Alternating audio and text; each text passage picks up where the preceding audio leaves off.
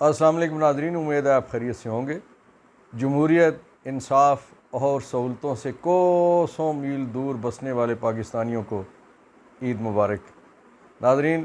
اگرچہ عید کے دن آپ سے رابطہ نہیں ہو سکا، لیکن اس کی بھی کچھ وجوہات تھیں۔ ایک تھوڑی عید والی مصروفیات جو ہوتی ہیں یقیناً پہلے دن کی، اور پھر تھوڑی طبیعت کی ناسازی بھی اس کی وجہ تھی۔ ناظرین، امید ہے کہ آپ کی عید بہت اچھی گزری ہوگی، اور جنہوں نے قربانیاں کیں اللہ رب العزت ان کی قربانیاں قبول فرمائے، اور جو قربانی حالات کی وجہ سے نہیں کر سکے اللہ رب العزت انہیں آنے والی عید قربان پہ قربانی کی سنت ادا کرنے کی توفیق عطا فرمائے۔ ناظرین، عید کے دنوں میں بھی خبریں کچھ جاری رہیں۔ عید کے دنوں میں جو ایک دھماکہ خیز خبر جس کو کہہ سکتے ہیں آپ، وہ شیخ رشید صاحب کا انٹرویو تھا۔ شیخ رشید صاحب نے ABN نیوز کے عیسیٰ نقوی ان کو ایک بہت بڑا انٹرویو دیا ہے۔ اگرچہ عیسیٰ نقوی صاحب نے ان سے پوچھا کہ شیخ صاحب آپ نے عید پہ کتنے انٹرویو دیے، تو شیخ رشید کہنے لگے کوئی 2 درجن یعنی 24 انٹرویو انہوں نے دیے۔ جو اگلا سوال تھا کہ سب سے مشکل انٹرویو آپ کا کون سا تھا؟ انہوں نے کہا کہ سب سے مشکل انٹرویو میرا وہ تھا کہ جب میرے چلے کے بعد مجھے میرے گھر واپس لایا گیا، اور پھر وہاں سے انہوں نے آگے جو منیب فاروق والے انٹرویو کی بات کی، تو وہ سارا کچھ اس میں 2-3 چیزیں بڑی خاص واضح ہوئی ہیں۔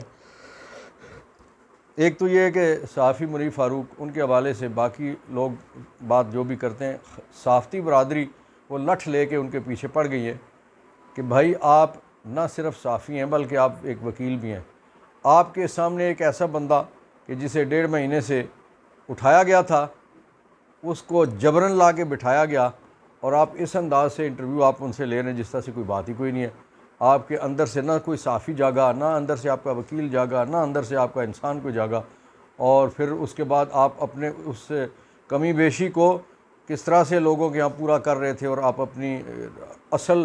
کمی جو تھی اس کو چھپا رہے تھے، اور اپنی صحافتی خدمات کو آپ یہ اس انداز سے بیان کر رہے تھے۔ بڑے کمال کر دیا تھا آپ نے شیخ رشید صاحب کا انٹرویو کر کے۔ شیخ صاحب نے بتایا کہ انہوں نے کہا کہ ان پہ انتہائی کڑا وقت گزرا۔ انہوں نے کہا کہ مجھے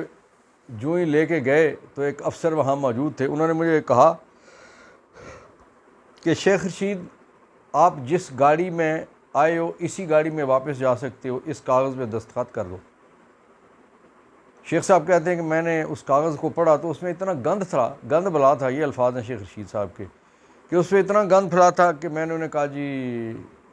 میں یہ نہیں کر سکتا، اس پہ دستخط نہیں کر سکتا۔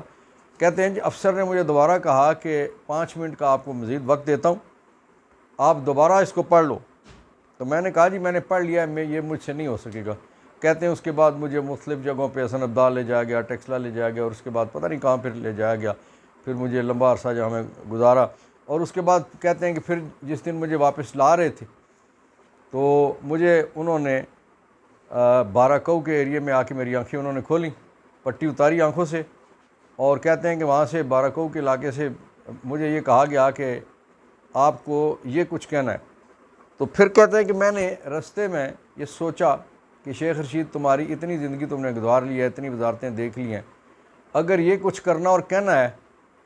تو پھر لوگ، تم زندہ تو رہو گے لیکن تم گلیوں میں پھرو گے اپنے لوگوں میں، لوگ تمہیں گالیاں دیں گے، بد دعائیں دیں گے۔ شیخ رشید کہتے ہیں کہ میں نے طے کر لیا کہ ایسا نہیں کہنا۔ بہرحال کہتے ہیں کہ انٹرویو کے لیے لایا گیا، اور پھر جو منیب فاروق نے جو انٹرویو کیا، کہتے ہیں کہ اس کے بعد جو لوگ وہاں بیٹھے ہوئے تھے، شیخ صاحب کہتے ہیں کہ آپ کو پتہ ہونا چاہیے کہ وہ بیٹھے ہوئے کون ہیں، میں کن لوگوں کا کہہ رہا ہوں کہ لوگ بیٹھے ہوئے، تو انہوں نے کہا کہ یہ وہ والا انٹرویو تو نہیں ہے کہ جو ہم نے آپ کو کہا تھا جو دیا تھا۔ شیخ صاحب کہتے ہیں میں نے کہا کہ میں اس سے زیادہ اور کچھ نہیں کہہ سکتا، نہ کچھ کر سکتا ہوں۔ تو وہ ظاہر ہے، وہ پھر پوچھا گیا، ان سے سوال کیے گئے، تو ان کا ظاہر ہے اس میں سیفر کا معاملہ ہو، 190 ملین والا معاملہ ہو، ریلوے کی زمین والا معاملہ ہو، پھر عمران خان صاحب کی زوجہ محترمہ والا معاملہ ہو، یہ عزت کے نکاح والی بات ہو، یہ ساری چیزیں اس میں ساری چیزیں شامل تھیں۔ اب جو 1-2 سوال پیدا ہوتے ہیں، پہلا سوال تو وہ جو صحافی برادری نے منیب فاروق صاحب پہ اٹھایا ہے، وہ سوال ہے کہ آپ صرف صحافی نہیں، آپ ساتھ وکیل بھی ہیں، تو آپ کا ضمیر کیسے گوارا کیا کہ چند ٹکوں کی خاطر آپ نے ایک ایسا آدمی کہ جس کو غائب کیا ہوا ہے اور جس کو منظر عام پر لانے کے لیے اس کی فیملی جو ہے وہ بےتاب ہے، اور وہ رٹوں پہ رٹیں عدالتوں میں کیے جا رہے ہیں، اور ادارے جھوٹ پہ جھوٹ بولے جا رہے ہیں کہ جناب تلاش کر رہے ہیں، ادھر کر رہے ہیں، ادھر کر رہے ہیں۔ دوسرا سوال یہ ہے جو واقعتاً ایسا مؤثر سوال ہے کہ جو سوال کرنے والے جو ہیں جنہوں نے یہ کہا ہے وہ کہتے ہیں کہ آیا دہشت گرد وہ ہے کہ جو ایک لٹھ اٹھا کے یا ایک جھنڈا اٹھا کے کسی روڈ پہ ٹائر جلا دیا، کسی نے کسی بلڈنگ کو، کسی گاڑی کو پتھر مار دیا، یا دہشت گرد وہ ہے کہ جو 70-80 سالہ مرد و زن بزرگ، ان میں ایسے بھی جنہوں نے 15 دفعہ وزارتیں دیکھی ہوئی ہیں، کہ ان کو اٹھا کے ان کو قید تنہائی میں رکھنا، محبوس رکھنا، پھر جبراً ان سے انٹرویو کروانے اور ان کو کسی بات پہ مجبور کرنا، کیا یہ دہشت گردی نہیں ہے؟ کیا کسی وقت میں ان لوگوں پہ پرچے نہیں ہونے چاہیے؟ کیا ان لوگوں کے نام سامنے نہیں آنے چاہیے؟ ناظرین، سوال تو پیدا ہوتے ہیں نا، اور ان سوالوں کے کبھی نہ کبھی جواب مل جاتے ہیں۔ آپ کو پتہ ہے نا کہ جو کہتے ہیں کہ کوئی چیز خفیہ نہیں رہتی۔ اب شیخ رشید صاحب نے جس تھوڑے عرصے میں، چند مہینوں میں جو بات کہہ دی، اس کو لگ رہا تھا کہ شاید اس کو عرصہ لگے گا، 2-4-10 سال بعد یہ چیزیں سامنے آئیں گی، لیکن یہ چیزیں سامنے جلدی آ گئی۔ ناظرین، شیخ رشید صاحب نے ایک اور بات کی، انہوں نے کہا کہ ویگو ڈالے میں ان دنوں جو عدم اعتماد والا معاملہ تھا، اس میں 5-5 ہزار والے نوٹوں کی گڈیاں بھر کے لے جائی گئیں۔ انہوں نے کہا کہ وہ پوری تفصیل انہوں نے بیان کی کہ پنڈی میں نے کسی بینک والے کو کال کر کے پوچھا، میں نے کہا یار ایک گڈی چاہیے 5,000 والی، تو انہوں نے کہا جی 1,000 والی 2 گڈیاں پڑی ہوئی ہیں، 5 والی پورے پنڈی میں کوئی نہیں ہے۔ خیبر پختونخوا سے لوگ آئے تھے، وہ سارے نوٹ خرید کے چلے گئے۔ انہوں نے کہا کہ یہ سارے نوٹ جو ویگو ڈالا کالا بھرا ہوا تھا، وہ سارا ان لوگوں کو دیا گیا جو جنہیں سندھ ہاؤس میں اس وقت جمع کیا گیا تھا، جو ممبر تھے عدم اعتماد کے لیے، پی ٹی آئی سے جو لوگ یا باقی جماعتوں سے توڑے گئے تھے۔ ناظرین، اگلی خبر یہ ہے کہ کرکٹر حارث رؤف وہ اپنی فیملی کے ساتھ، اپنی مسز کے ساتھ گزر رہے تھے، تو انہیں کسی جو فین ہوتے ہیں کرکٹ کے، اس نے کوئی بات کی اور پھر وہ جھپٹتے ہیں اس پہ، تو یہ پتہ یہ چلا کہ اس فین نے، جو وہ بھی اپنی فیملی کے ساتھ جا رہا تھا، اس نے کوئی ماں کی گالی دے دی حارث رؤف صاحب کو۔ ظاہر ہے یہ برداشت نہیں ہو سکتی،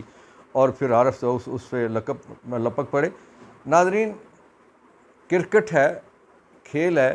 ٹھیک ہے، ہم سب غصے میں، مجھے بھی بڑا غصہ ہوگا، آپ کو بھی بڑا غصہ ہوگا کہ پاکستانی ٹیم جس پہ کروڑوں اربوں ہم خرچ کرتے ہیں، وہ بڑی آسیں امیدیں ہم لگائے پھرتے ہیں، وہ ہار گئے، اور میچ بھی ایسے آ رہے ہیں کہ امریکہ جو پہلی دفعہ دنیا میں سامنے آئی کرکٹ کے لیے، اور اس کے بعد انڈیا سے جیتا ہوا میچ ہماری ٹیم ہار گئی ہے۔ غصہ اپنی جگہ ہے، لیکن یہ کسی کو اجازت نہیں دی جا سکتی کہ وہ ہمارے ان سٹارز کو جو میچ جیت کے آتے ہیں تو ہم بڑی خوشیاں مناتے ہیں، ان کے لیے صدقے کرتے ہیں، لیکن اگر وہ شکست کھا گئے، ٹھیک ہے، ان کی کمزوری ہے، یہ انہیں نہیں کرنا چاہیے تھا، لیکن اگر ہو گیا ہے تو ہمیں کوئی حق نہیں پہنچا کہ ان کے ماں باپ کو، ان کے والدین کو گالیاں دیں اور اس طرح کا رد عمل ہم دیں۔ ناظرین، اس سے اگلی ایک خبر ہے کہ پچھلے دنوں میک ڈونلڈ کے سامنے کچھ لوگوں نے، پاکستانیوں نے، اسرائیل کے خلاف مظاہرہ کیا۔ اسرائیل کے خلاف مظاہرہ کرنے والوں پہ اس قدر لاٹھی چارج کیا گیا، اس قدر مارا پیٹا گیا، وہاں سے بے شمار لوگوں کی گرفتاریاں ہوئیں اور ان پہ 780A کے پرچے کیے گئے۔ سوال یہ پیدا ہوتا ہے کہ ہماری یہ رجیم، نواز شریف، شہباز شریف، مریم نواز، بلاول بھٹو اور آصف علی زرداری، یہ 5 نام آپ نے کبھی نہیں بولنے، یہ اسرائیل کے ساتھ کھڑے یا حماس یا فلسطینیوں کے ساتھ کھڑے، اس چیز کا انہوں نے جواب دینا ہے۔ اس کی وجہ یہ ہے کہ ویسے تو بہت باتیں کی جاتی ہیں، لیکن اس طرح کا طرز عمل اگر کسی اور کی حکومت میں ہوتا تو پھر دنیا کے ساتھ اس وقت جو سرکاری وظیفہ لینے والے، وظیفہ خور لفافیے جو بیٹھے ہوتے ہیں، جو اس حکومت کی اور اس کو لانے والے کی اور ان کو چلانے والوں کی جس طرح سے تعریف و توصیف کرتے ہیں، آپ کو پتہ ہے نا کہ جماعت اسلامی نے بھی اس سے پہلے جو مظاہرہ کیا تھا، رات کے 2 بجے ایک گاڑی چڑھا دی گیا جس میں 2 لوگ شہید ہوئے اور کئی زخمی ہوئے تھے، اور اس کے بعد یہ دوسرا واقعہ اسلام آباد میں ہے کہ میک ڈونلڈ کی اس اگلی جو سڑک تھی، انہوں نے میک ڈونلڈ والوں کو کوئی پتھر نہیں مارا، کوئی ان کو گالی نہیں دی، لیکن ایک علامت تھی کہ یہ انہی لوگوں کا یہ بھی ایک ادارہ ہے میک ڈونلڈ بھی، کہ جو مسلمانوں کو مار رہے ہیں، فلسطینیوں کو مار رہے ہیں۔ لیکن اتنا دکھ ہوا اتنا دکھ ہوا ہمارے انتظامیہ کو، ہمارے پی ڈی ایم کی اس حکومت کو، نواز شہباز زرداری کی حکومت کو، کہ انہوں نے لوگوں پہ چڑھائی کر دی، انہیں مارا پیٹا اور انہیں گرفتار کر کے دہشت گردی کے پرچے بھی کیے۔ ناظرین، اگلی خبر پہ بات کرتے ہیں کہ اس وقت دلچسپ صورتحال پیدا ہو چکی ہے سپریم کورٹ میں۔ اگرچہ قاضی صاحب چیف ہیں، لیکن اس سے پہلے ایک تگڑی آواز، قاضی صاحب کی تو اور طرح کی آواز ہے نا بطور چیف، ان کی تو آواز جاتی ہے، تگڑی آواز جو ہے بہت سارے اور ججز کے علاوہ سب سے زیادہ جو تگڑی آواز اور مؤثر آواز تھی وہ عطر من اللہ کی ہے، کہ جو ہر مرحلے پہ اپنی بات کرتے ہیں الگ طرح سے۔ انہوں نے جس طرح سے ابھی اختلافی نوٹ لکھا عمران خان صاحب کی جو پیشی تھی ویڈیو لنک والی، اور انہوں نے کہا کہ ہم زیادہ بے عزت ہوئے ہیں، ہماری سبکی ہوئی ہے، ہماری درگت بنی ہے، کیونکہ وہ ساری کی ساری چیز آڈیو لیک کے ذریعے لوگوں کے سامنے آ گئی، تو ایسا کیا ہم نے حاصل کر لیا کہ ہم نے ایک گناہ بے لذت بھی کیا اور وہ چھپا بھی نہیں رہ سکا۔ اب دوسری آواز جو وہاں تگڑی ایک پہنچ رہی ہے ملک شہزاد احمد صاحب کی صورت میں، جو پنجاب کے چیف جسٹس تھے۔ آپ کے علم ہے کہ کس انداز سے انہوں نے پنجاب میں جو مریم نواز کی حکومت ہے کہ وہ 88 ججز نہیں لگا رہے تھے، انہوں نے پھر 5 88 ججز لگائے، اور اس کے بعد جو ٹریبیونل کے حوالے سے صرف 2 ٹریبیونل بنوائے تھے الیکشن، اتنے زیادہ اضلاع ہیں، کوئی 34 سے زیادہ اضلاع ہیں، اور ان میں اتنی زیادہ الیکشن پٹیشنز ہیں، اور ان کو کیٹر کرنے کے لیے صرف 2، اور اس میں بھی انہوں نے 7 ٹریبیونل کا کر دیے تھے، اور پھر وہ مجبوراً پنجاب حکومت کو اس پہ بھی عمل درآمد کرنا پڑا۔ تو اب سپریم کورٹ میں آنے والے دنوں میں عطر من اللہ صاحب کے علاوہ ملک شہزاد صاحب، اگرچہ وہ سب سے آخر میں 16ویں نمبر پہ بیٹھے ہوئے ہوں گے، لیکن اس سارے کے باوجود ان کی ایک تگڑی آواز لوگوں کو امید ہے کہ سننے کو ملے گی۔ اگرچہ 2 گھنٹے کی میٹنگ چیف جسٹس صاحب نے ان کے ساتھ کی ہے، اور پھر آپ کو یاد ہوگا کہ ملک صاحب کو انہیں ان کی تذلیل کرنے کے لیے 2 سال کا پرانا ایک پہلا واقعہ کہ جس گاڑی میں کوئی ان کی بیٹی بیٹھی ہوئی تھی، اس سے کوئی حادثہ ہوا، اس کو ابھی پھر اس معاملے کو زندہ کر دیا گیا، اور ان کو صرف پریشان کرنے کے لیے ایسا کچھ کیا جا رہا ہے۔ لیکن آنے والے وقت میں ناظرین ہمیں ایک تگڑی آواز سپریم کورٹ میں ایک اور سننے کو ملے گی۔ ناظرین، احسن اقبال وزیر منصوبہ بندی، یہ جو فارم 47 والی حکومت ہے اس کے وزیر منصوبہ بندی نے کہا ہے کہ لوگ کہتے ہیں کہ عمران کو 5 سال جیل میں رکھنا چاہیے۔ یہ لوگ کوئی نہیں کہتے، وہ کون سے لوگ ہیں؟ لوگوں نے تو 8 فروری کو جو کچھ کہنا تھا کہہ دیا۔ یہ منصوبہ سازوں کی منصوبہ بندی ہے، جو منصوبہ بندی کا وزیر جو اس وقت بتا رہا ہے کہ ہم چاہتے ہیں کہ عمران خان کو اگر ترقی قوم نے کرنی ہے، ملک نے ترقی کرنی ہے، تو وہ انہیں 5 سال جیل میں رکھنا چاہیے۔ اب یہ سوال یہ پیدا ہوتا ہے کہ جس دن سے آپ نے عمران خان صاحب سے حکومت 2022 میں چھینی تھی، 22 گیا، 23 گیا، اب 24 ہے، وہ بھی آدھے سے زیادہ چلا گیا ہے۔ 2 بجٹ تو آپ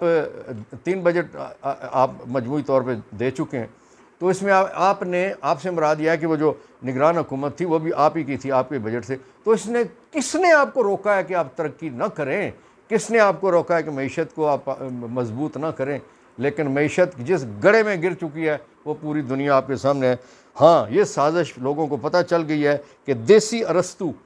اس نے 5 سال کا منصوبہ جو ہے عمران خان کو جیل میں رکھنے کا اس نے آشکار کر دیا۔ اور اس کے علاوہ جو عرفان صدیقی ہے، انہوں نے سینٹ میں کیا کہا تھا؟ انہوں نے کہا کہ اگر آپ بات کرنا چاہتے ہیں، آپ کو پتہ ہے نا کہ عمران خان صاحب نے، سپریم کورٹ نے جب کہا کہ لوگ آپ کی طرف دیکھ رہے ہیں، ہم آپ کی طرف دیکھ رہے ہیں، تو آپ مذاکرات کیجئے، تو انہوں نے اپنے جو اس وقت اتحادی ہے 6 جماعت، اس کے سربراہ کو یہ کہا، چکزئی صاحب کو، کہ آپ کے توسط سے ہم بات کرتے ہیں۔ تو اس پہ فوری طور پہ عرفان صدیقی نے سینٹ میں کہا کہ نہیں جی، ہم بات کس سے کریں؟ پہلے یہ جن کو چور ڈاکو کہتے تھے انہیں کہیں کہ یہ چور ڈاکو نہیں، اور قوم سے معافی مانگیں، اور ان لوگوں سے معافی مانگیں جن کو چور ڈاکو کا۔ یہ کس طرح سے ممکن ہے؟ یہ کیسے مذاکرات؟ اس کا مطلب یہ ہے کہ آپ کوئی مذاکرات نہیں کرنا چاہتے، آپ کی نیت عمران خان کو 5 سال جیل میں رکھنے کی ہے۔ ناظرین، عمران خان کو اور شاہ محمود قریشی کو، پورے پاکستان میں 2 قیدی تھے، مسلمان قیدی، جنہیں نماز عید ادا نہیں کرنے دی گئی۔ یہ خبر اگرچہ پہلے دن ہی آ گئی تھی، لیکن آج جب شاہ محمود قریشی صاحب کی فیملی نے ملاقات کی جیل میں شاہ محمود صاحب سے، تو انہوں نے باہر آ کے یہ ساری خبر سنائی کہ اگرچہ عمران خان صاحب نے اور شاہ محمود قریشی صاحب نے درخواستیں بھی دی تھی کہ ہم لوگوں کے ساتھ عید پڑھنا چاہتے ہیں، لیکن انہیں نماز عید ادا نہیں کرنے دی گئی۔ یہ کیسی حکومت ہے؟ کسی کو احرام میں روکتی ہے، کسی کو نماز سے روکتی ہے۔ اللہ ہے، اللہ الحق۔ ناظرین، آخر میں اس بات میں ہم ختم کریں گے کہ محبت گولیوں سے بو رہے ہو، زمیں کا چہرہ خون سے دھو رہے ہو۔ محبت گولیوں سے بو رہے ہو، زمیں کا چہرہ خون سے دھو رہے ہو، گمان تم کو کہ رستہ کٹ رہا ہے، یقین مجھ کو کہ منزل کھو رہے ہو۔ اللہ تعالیٰ میرا، آپ کا، پاکستان کا، فلسطین کا، کشمیر کا، امت المسلمہ کا حامی و ناصر ہو۔ پاکستان زندہ باد، کشمیر فلسطین پائندہ باد۔